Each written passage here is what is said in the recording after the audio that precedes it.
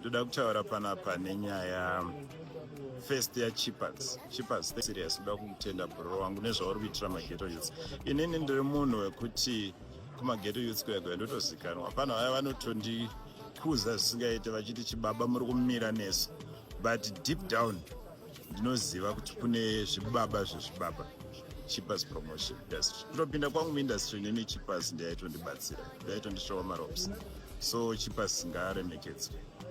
Kana nyangwe akazokutadzirai vakomana igarai naye pasi. Haikonai kungobva mada kumushauda because munodzikisira mweya yeghetto todaro musadaro.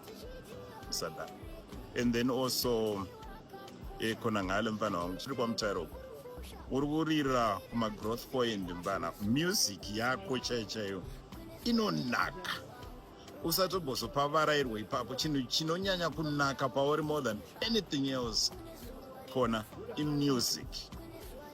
Vanhu havasati vakutonzwisisa depth yemusic yako because kino ngale munomuzira kumaclash, munomuzira kumafreestyle. Tsvagai music yakona ngale musingamhanyi munonakirwa. So kona ande music mbana wangu buritsa album pusha tispark. And then also pakutenda apa ndikangamwe Fantan.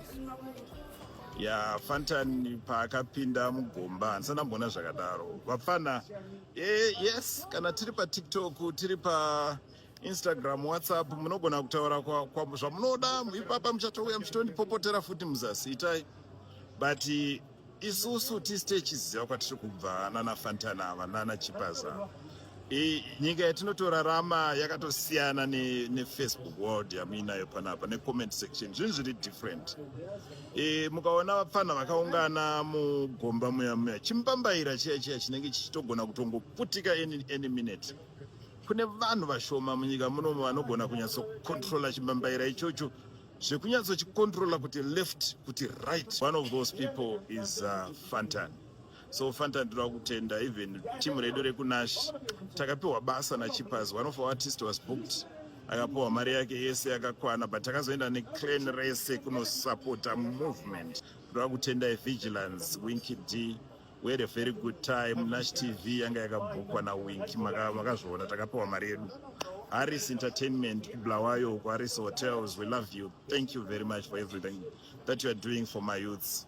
Mwari wakuitire zvakanaka. Ngatirambe tichipusha vakomana musazocheuka muridzo focus. Handi mbiri vese vari kupopota vakabata timafoni twavo vari kubhorodheyo havazvinzwisisi havanzwisise nyika yatiri kurarama. Ngatirambe takanzva. Ndine matroubles nina ndakafesa. Peer pressure ndiyo inondinetsa. Ndiri muraunda